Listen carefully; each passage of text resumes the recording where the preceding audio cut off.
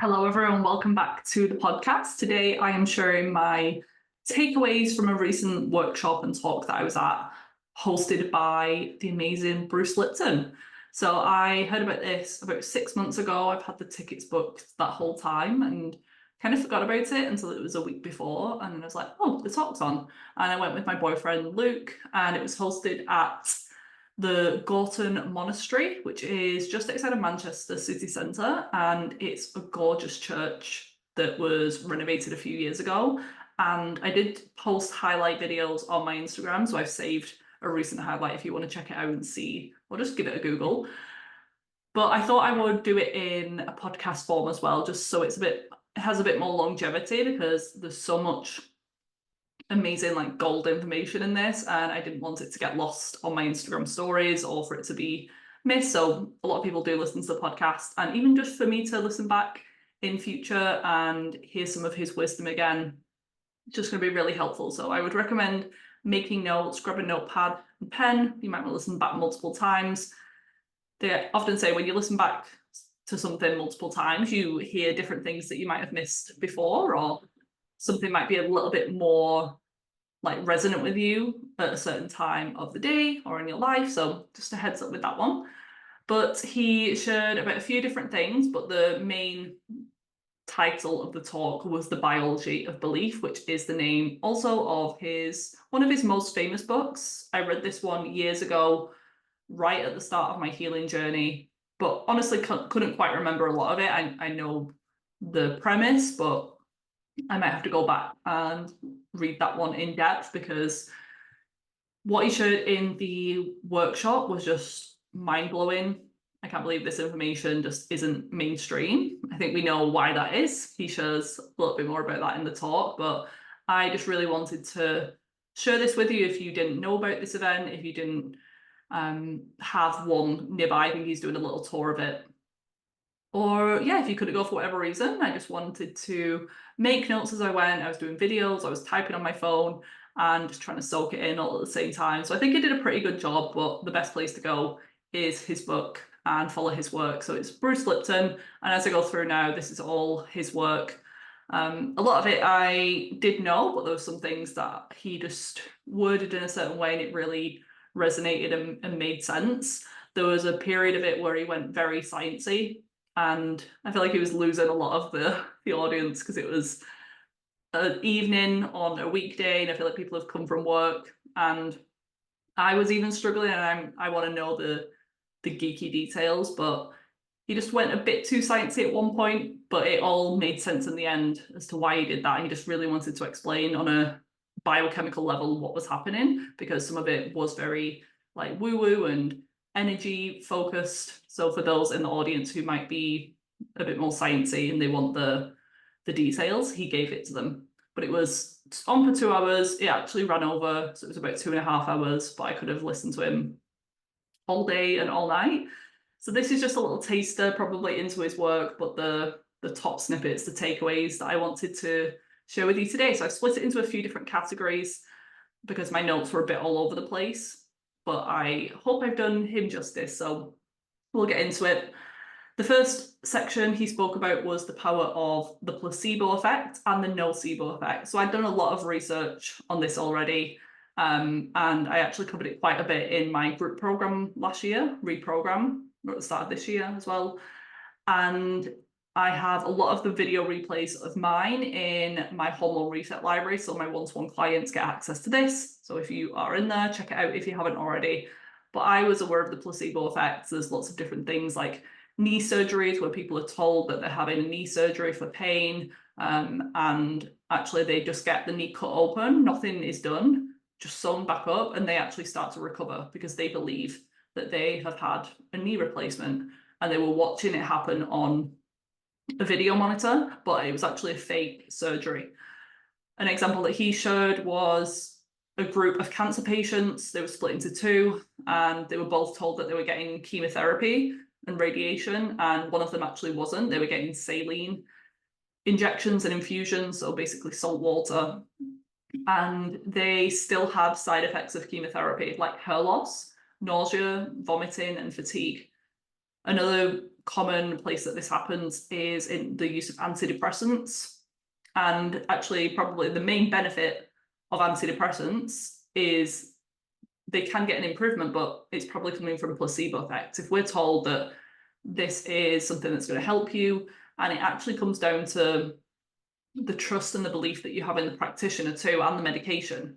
So if you have had 5 friends who have took antidepressants and they all told you that it's really useful, and if the doctor was like, this one has recently come out and it's really effective, even the color of the pill, it can be really crazy, some of the things that influence us. But if we really believe that something's going to help us, then it can do. But then the opposite of that is the nocebo effect, where we believe that something negative is going to happen. So if you have worked on your health before, maybe you've worked with another practitioner. I have people come to me with all sorts of like fears or worries about certain products or foods even. We've been told that these things are bad for us, or every time they've taken a probiotic, they've gotten worse. And this can actually, it can be true to some extent, like you might have a negative reaction to it, but if you just keep believing in that response, that is what you're gonna see because of the power of the nocebo effect. And maybe this is part of the reason, I always think about this, is this the reason that a lot of my clients get good success, is they believe in their body's ability to heal, they believe in me as a practitioner, they believe in the process. I don't care, honestly. I don't care whatever way they feel better, as long as they're feeling better. I think it's a little bit of both. The changes biochemically to their body, physically, but also the power of the mind is so important, because I also see the subset of clients who do all of the things that should technically work. We are restoring the mineral deficiencies that we've identified.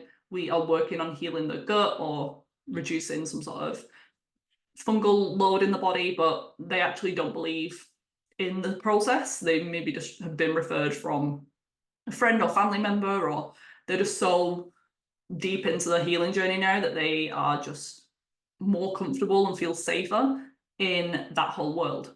And they're actually scared deep down of wellness and what it means to have great energy and get back into the world of work. And it's just so alien to them because they've been in that for so long.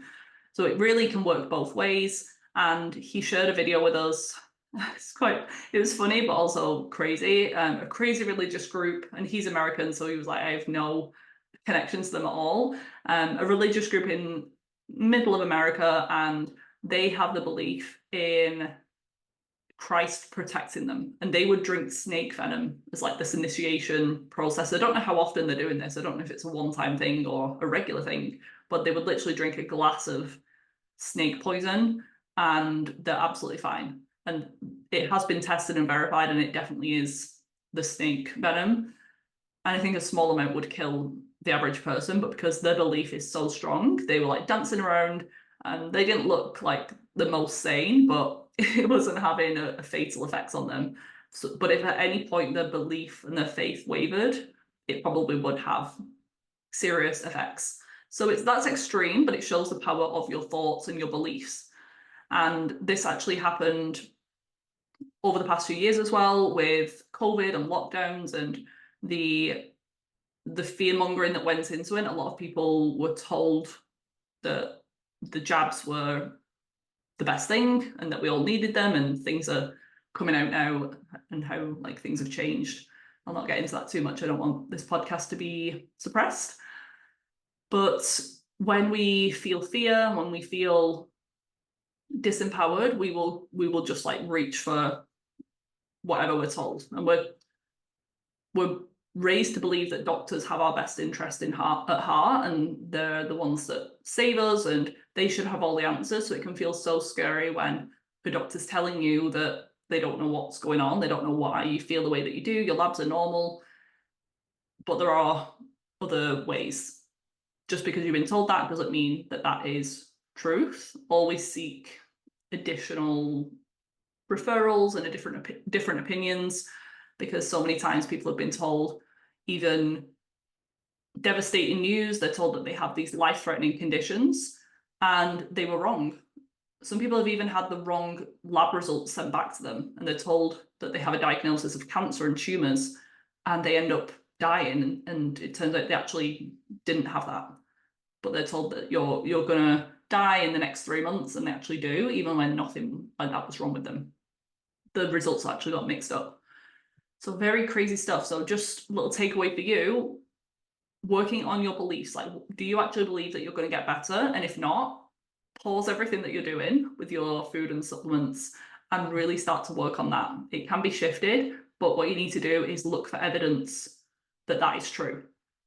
So look at all of the ways that you are improving, even the smallest little things, like a little bit more energy in the day. Maybe your period or your skin this month was a little bit better. Maybe someone complimented you on your eyes looking brighter, or you coming out to eat with them. That's like a really big win for some people. So celebrate that. Focus on motivational and inspirational stories of other ones. So I have so many of my clients, obviously can't share personal details, but if you want to have a look through my testimonials on my Instagram, there's a highlight called Client Love, or on my website. So many stories and reviews and testimonials of people who struggled with hair loss or PCOS or IBS, chronic fatigue, chronic pain, mold toxicity, and they've all been able to either completely get rid of the symptoms or live a life where these symptoms don't affect them anymore. So looking at your belief of what you're doing, your belief in your practitioner, and just a belief in your body overall. When you're taking certain things, when you're taking your supplements, have you got in your head, this isn't going to work? Are you scared going into that? Are you scared of introducing new foods? Because if you have those thoughts running through your mind when you're trying to eat them, your body is going to be in a stress state and you're actually not going to digest them well. So just start to pay attention to your thoughts. So the problem with the modern medicine and allopathic medicine approach, I think Bruce Lipton was a conventional doctor. He didn't quite go into it, and I can't remember fully, but he has been an insider into this world and was only introduced to it into his 40s. So he had 4 decades worth of these common standard beliefs that most of us have, most of us are raised on, and then he's finally flipped that and seen the light, so to speak. And over the past 2 decades, he has, just really gotten into the power of the mind, energy, your thoughts, and how that can influence your genetics. So there is a time and a place. He agrees with the modern approach, pharmaceuticals, the amazing advances that we have with technology and what they can do for surgeries and fertility, but it's actually not great, and it's not helping a lot of people with chronic lifestyle related diseases. We have to remember that the medical system, the pharmaceutical industry, is a corporation at the end of the day, and its job is to earn a profit and return money to the shareholders within the company. The profit is us being returning customers and not being our own best healer, not being able to heal ourselves, not being healthy and thriving. It's relying on these medications. And you can see how when you take one medication, you often end up on another one to counteract the side effects of that one. And then so many people, especially over the age of 50 now, are on multiple medications. It's crazy, but that means you're a really good customer for the pharmaceutical industry. And no wonder they are literally running the planet with the money that they're making. You can't patent the power of your mind. You can't patent a specific food, a specific herb. He actually called doctors drug dealers, which is insane, but also true. I agree with that. The job is to diagnose. You get 5 minutes with them on average. And in that time, they have to make sure that you're not going to die. They have to send you off with some sort of recommendation. So they're told to rule in or rule out any diagnosis, and to then give you a matching drug, a matching medication to help you feel better. But those drugs aren't getting to the root cause of why you're feeling that way. And how many times are you asked about your diet, your environment, your stress levels? He shared a story of, I think it was someone he knows, was diagnosed with blood pressure. And this person had driven a couple of hours to a different state to see him. And the reason that he had high blood pressure was the fact that he just drove for a few hours with someone in the backseat annoying them. So he could have been on that blood pressure medication for no real important reason. It's just a temporary increase in blood pressure, and we often just get handed these prescriptions. My dad recently, he went for just a regular blood test, and while he was there, he was referred to an ear clinic for hearing aids, and he's 60, early 60s. And he was like, no one's even tested my hearing. How do you know that I need that? And they're like, it's just standard protocol. They're just trying to make people use glasses, make people have hearing aids, put people on statins and stomach acid blocking drugs, on aspirin just for preventative. But we have to think, like, what is the true reason that we're doing all of this stuff? In the US, it's probably very similar to the UK. But around 300,000 people die every year from pharmaceuticals. And medical error is the third leading cause of death in the USA, behind cancer and heart disease. So we're told that these drugs and these interventions are saving our lives, but it's actually the third leading cause of death. So medical errors could be something going wrong in the surgery, or it could be someone is over-medicated, or something is missed, something important. In the US, 60% of bankruptcies are due to medical bills. People are losing their homes. People are scared to ring an ambulance when something's wrong, and they just stay at home and try to deal with it themselves when they actually need, that's when they need the medical system. And there's instances where babies are needing this particular medication for a condition. And there is a medication out there that might help, but they're being charged potentially like up to $100,000 for medications. And withholding potentially life-saving medication from an infant is just evil, in my opinion. And people are just willing to do anything. But my problem isn't the pharmaceutical industry, it's just the lack of education, the lack of power people believe or don't believe that they have.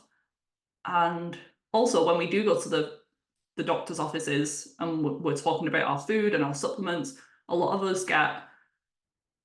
us feel stupid for doing that, and they make us feel like we don't know what we're doing, or like it's a waste of time. That's where I have a problem, is when they make us feel like what we're doing is a load of rubbish, it's wacky, it's not really going to do anything.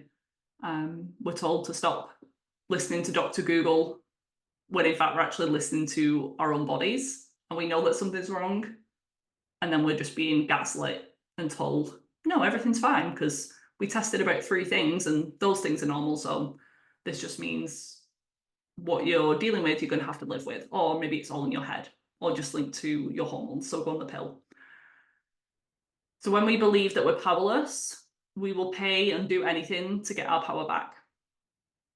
Doctors aren't asking important questions, and it's all about the structure and the overall health industry, the medical system, because we do need more than a 5-minute appointment. Like, my consultations can be up to 2 hours long, and that's still sometimes not enough. I'm working with someone continuously for 6 months on average.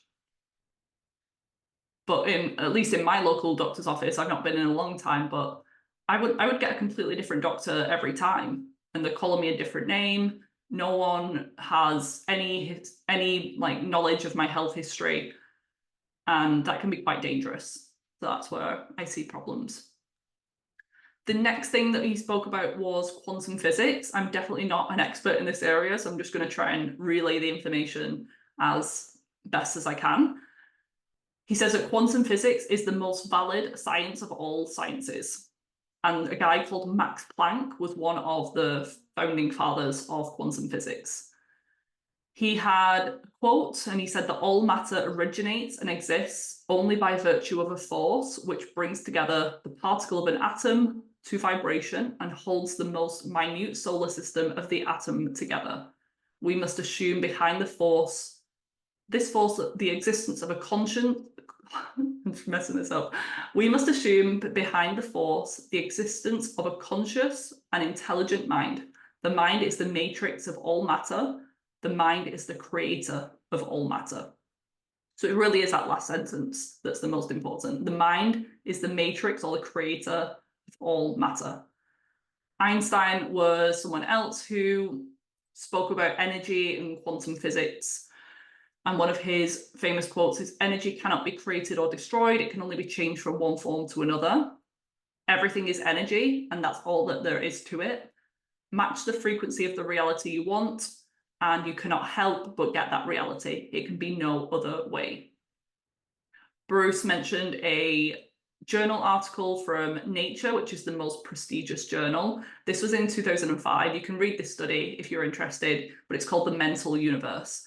And the final sentence in the summary sums it up. It says, the universe is immaterial, it's mental and spiritual, live and enjoy.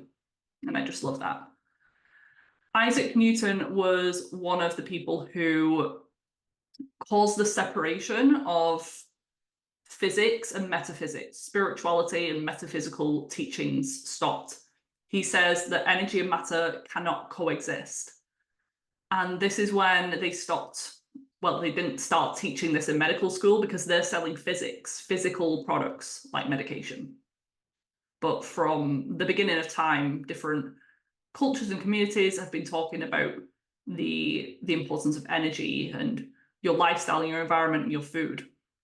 But now in medical school, they get a couple of hours at most on nutrition, and they're not going to be talking about the impacts of toxic mold or toxic relationships. They know about stress, but I think stress is this huge umbrella term that's much more than just mental worry.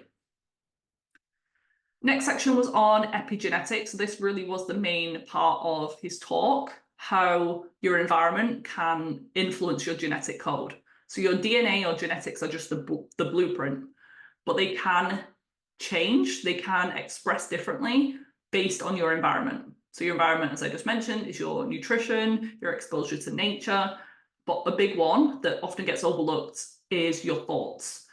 So I think epigenetics, that term, which means above genetics, epi meaning above, was only discovered in the 1990s. Before, we thought that if you had a specific gene, it was destiny, you're doomed to have the associated condition. But there's actually no one gene that's linked to cancer, which is really interesting. And the majority of people with cancer actually don't have a family history of it. So if you do have people in your family struggling with their weight, cancer, fertility issues, mental health issues, digestive issues, it's probably not your genetics that are similar. It's actually more likely your behaviors, your way of eating, the products that you use in your home, and the limiting beliefs that have been passed down, not your bad genetics. We often behave and act a similar way to our parents. I'm seeing this more and more as I get older. Every day I'm like, oh, I'm becoming my mum. So just keep that in mind. People go to these extreme measures now with avoiding cancer and disease by having hysterectomies, and they have a mastectomy, they have the breast removed, ovaries removed, womb removed, just to prevent cancer. That is a very extreme measure, and you can do what you want at the end of the day. But if that was me, if I had a mum, a grandma, aunties who have all died from breast cancer, it would obviously be on my mind, but I would do routine hormone testing. I would make sure that my weight is a healthy place, that I don't smoke, that I don't drink, that I eat organic, I avoid these estrogenic compounds in the environment, that I don't have this fear and this belief that I'm gonna get cancer and die. Just really working on all of those things, and you can really change the expression of your genes. So he really explained it at a scientific level, which I'm not going to go into today because you can read the book if you want to do that. But we have these stem cells in our body which are multi-potential. So they are embryonic, so they can be changed into different things. And the way that they're changed is based on the culture medium. So in a lab, they have a culture medium which is It's going to be artificially made in the lab, but in the body, it's the blood. And the environment then determines whether that cell becomes a muscle cell, a bone cell, a fat cell, you name it. The same cell can become a lot of different things. So our genes are the blueprint, and they can be altered and changed by the environment, the internal environment, and also the external environment. And we have these receptors on our skin, but also receptors on our cells that are constantly on the lookout, constantly detecting, and can make changes. So when that happens, it basically affects the protein. So our DNA and our genes create proteins. So when our epigenetics are altered, that changes the protein and therefore the structure of the cell and what that cell becomes. And then he spoke about energy and emotions. And he said that energy is invisible, and a way that we can see energy a little bit more is like when we throw a rock in water, and we can see the ripples that are coming off that, like the larger rings from where you threw the rock. That is energy. He shared about the law of resonance. So we have these different universal laws. We have the law of attraction, we have the law of resonance, the law of action. But the law of resonance, I'd not heard this example, but my boyfriend had actually told me it a couple of weeks before, and it came up in this talk. So that's what's really cool. But it was a guitar analogy. So if you play, I didn't know this, if you play a string on one guitar, like an A string, for example, a nearby guitar, if you're not playing any notes on it, if you're just leaving it alone, it would actually play that note too. And then that guitar goes back and influences the original guitar. So this means that when two things are in harmony, they resonate back and forth. And he shared that this is why if you you can't love someone fully until you love yourself, because you don't have that resonance there. That isn't being attracted back to you. And they say if you're triggered by something in someone, it's obvious, it's sometimes something that you desire or something that's within you as well. And speaking of energy, inside every atom, so atoms are the smallest building block of the body. They make up cells, cells make up our tissues, tissues make up our organs. So the smallest particle in the body is the atom, and that is mainly energy inside of that. If you were to look in a microscope, it would be, I think, 99.999% empty space, but that empty space is energy. A way that we use energy in medicine and the conventional medical world even is through MRI scans. So MRI scans are using energy to detect abnormalities in organs. It can look into your bones and your tissues. Then he shared a good way to tell if you're in sync with something is to feel for these things that we call good vibes. So we use that term just all the time now, just, oh, that's a good vibe, or this person was a good vibe. But it does actually mean that something's in harmony with you, and we can often feel that just intuitively. But so many of us are very disconnected from our bodies. Maybe we're on the birth control pill, or have been in the past, or we have chronic health issues, so we just numb our body so we don't feel the pain. Maybe we have mental health issues, so yeah, we're on antidepressants, and that's just numbing our emotions. But if you can start to pay attention to your gut feeling and what you're drawn to, what you feel lights you up, then that is in the right resonance, and you should do more of that. The ultimate good vibe is love. The bad vibes, so to speak, are things like fear. And about 80 to 90% of us feel fear frequently, which I can definitely relate to. And when we have these bad vibes, it means that our safety is threatened, and that is very stressful to the body.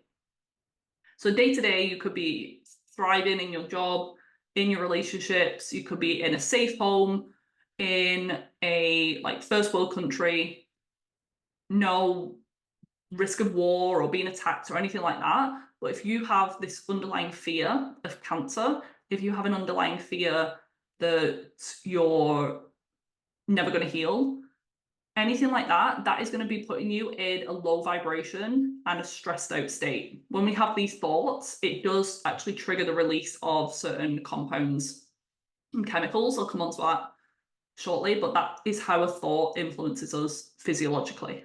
it causes a destructive interference.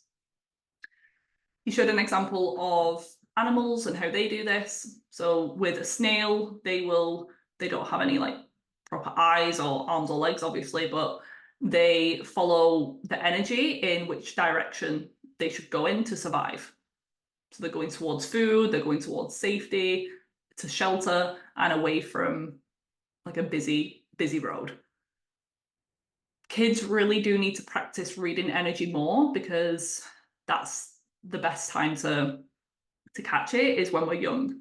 But so many of us, again, are just told what to do. We have to ask permission to go to the bathroom at school. We're told which hobbies and different activities that we should be doing. So if you have children, as much as possible, asking them to follow what feels good. I'm not a parent now, so I don't know how easy that is.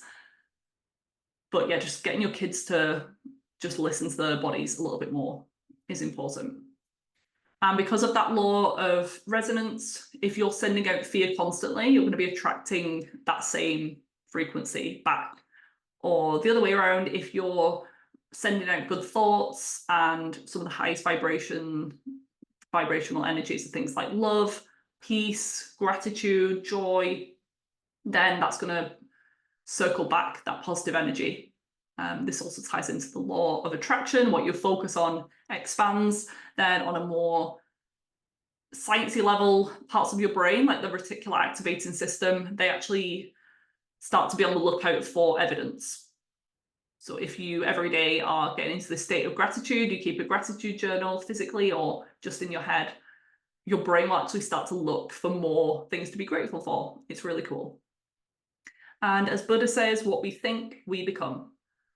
And then last couple of sections now, he talks a little bit more about the conscious and subconscious mind. This is another thing that was really talked about in my reprogram group course. That might be coming back at some point, but for now, a lot of that content is in my Hormone Reset library. So as a one-to-one client, you get access to not only the coaching and protocols and one-to-one support, but you get this resource library with tons of videos on mindset, but also physical healing, detox stuff.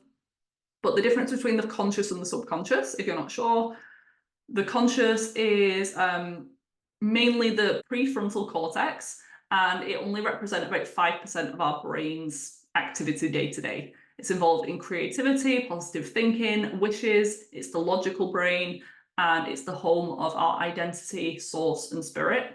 Our subconscious is the record and playback mechanisms. So when we learn to walk, when we learn to ride a bike, we learn and then it just becomes automatic, like with driving as well.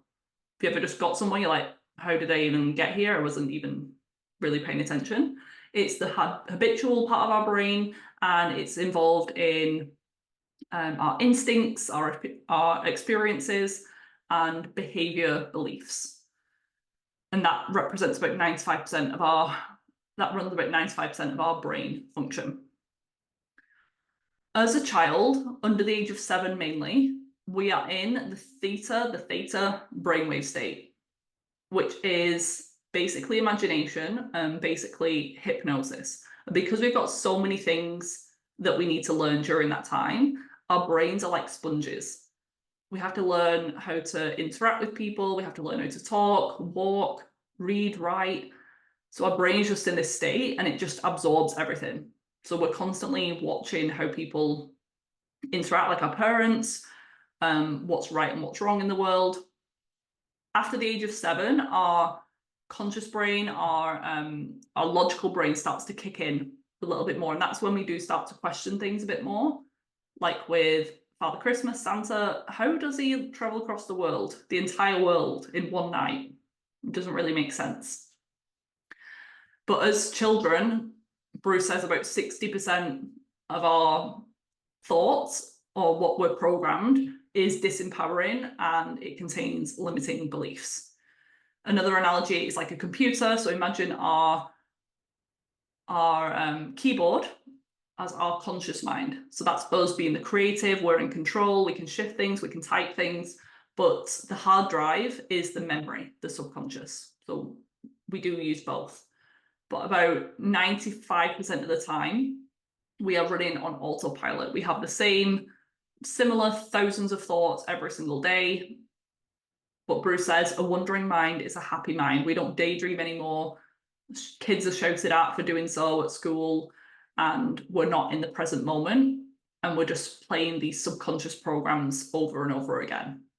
He has another book called The Honeymoon Effect, which I want to check it out, because he says when you first get into a relationship and you're glowing and you're just so happy and everything's possible, and that's because you're currently like fully in the present moment and you're fully using your conscious mind. So you're dreaming and you have desires and nothing bad could ever happen, but we can tap into that a little bit more in our day-to-day life. Last but not least is the impact of stress, which I talk a lot about, but it's just nice for him to share it in another way. So he says that we can't avoid stress completely, which is true, but we can manage and let go of these emotions and beliefs that cause us to hold on to ongoing stress. If we're constantly in the stress state, which is the sympathetic nervous system, we are out of the parasympathetic, which is the rest, digest, and heal state. So the goal isn't to be in the rest and digest constantly. We should be stressed occasionally when needed, and that's part of like getting out of bed, and exercise puts you into the sympathetic, but we should default back into the parasympathetic if we want to heal. So when we're stressed, we release hormones and chemicals like histamine, cortisol, adrenaline, and inflammatory cytokines.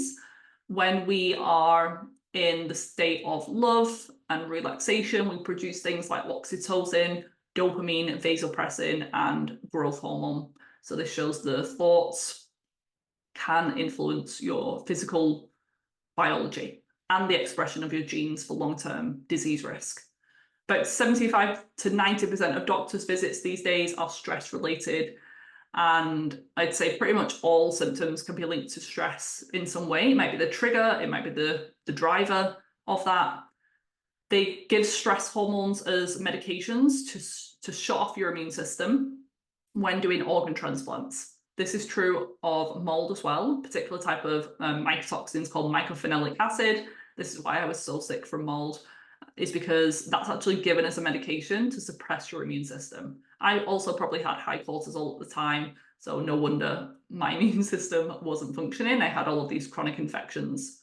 When we're stressed, the reason that it's problematic is because non-essential functions get turned off. Blood flow is shunted away from the vital organs into the arms and legs and the head so that we can fight, flight, freeze if needed. So if we have just eaten a big meal, the blood is moved away from the gut and that food is left to sit there, ferment, and rot. Our fertility centers, our hormones are going to be put on the back burner for now. It doesn't care if we're going to get pregnant. It doesn't care if we have clear skin, if we're potentially going to be under attack, if we're having a stressful situation. The body doesn't know if it's actually a real life danger or it's you just worrying and imagining something bad. It turns off the immune system as well. So this is where infections can come in, or just low immune system, constantly get sick, or it can go the other way where your immune system is just very overactive because your body has gone more into this autoimmune state. Stress, fear, high cortisol shuts off the conscious part of the brain, which is that creative mind. This is why it can be so hard to feel creative and come up with ideas, or even think of answers to something when we're under pressure. So someone asks you like a really basic math sum, and all of a sudden all eyes are on you and your mind goes completely blank. That is the impact of stress and fear and cortisol on your brain. But just imagine that happening in other areas of your life. So if you own a business or you work and you have to come up with ideas and get stuff done, stress can cause your brain just to not function as well as it could be. And finally, he says that your cells have these receptors that pick up on energy fields and spirits like TV. Imagine a TV antenna. So if we can change or a radio station, if we can change the frequency, we can tune into different ones. So we can feel the feelings of gratitude and love, and that's going to be reflected back to us and we can absorb more of that. Whereas if we're living in a state of fear and stress and pessimism, more negative things are going to be attracted to us. But we can't change the subconscious just by talking to it and trying to just say affirmations all day long. We have to do sometimes deeper trauma release, energy work. The subconscious responds really well to pictures and images. This is why visualization is an amazing tool. Your body doesn't know the difference between real and perceived, imagined, for positive or negative. And then tools like hypnosis, EFT, that I use with my clients are amazing tools as well. But I highly recommend his book, Biology of Belief, and just giving him a follow, have a look into his work, and just explore this world of healing your body with the power of your mind, regulating your nervous system, and increasing your resilience to stress and even illness, increasing your body's ability to thrive and fight infection through the power of your mind. It really is an amazing world. This is why I'm working more and more on it with my clients. I have so many of these resources within the Hormone Reset Library. And as I said earlier, you get access to this as part of your 6-month one-to-one package. All this additional content, along with your coaching sessions, your personalized protocols, lab testing, there's over 25 hours and counting of information inside this program. It is my life's work. I'm going to be adding to it over time. And you can get started with this 6-month transformation program for just £585 as part of the 6-month payment plan. I would love to have you and support you on your healing journey. And just send me a message, have a look on my website page, send me a DM. I'm over on Instagram at Viva Natural Health. If you have any questions, I want to make sure it's the right fit for you, and I would love to meet you. I'll see you back here next week for another episode. I really hope you enjoyed this episode. If you did, I would love for you to leave me a rating and review on your podcast app, as this helps to support the show and it allows it to reach more people with this valuable information. Come and say hi over on Instagram. I'm at Viva Natural Health.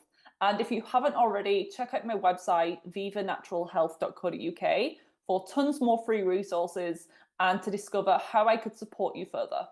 I currently offer one-on-one consultation packages if you want my top level support, then more affordable group programs and self-paced online courses. So there really is something for everyone. Enjoy the rest of your day, and I'll see you back here next week for another episode.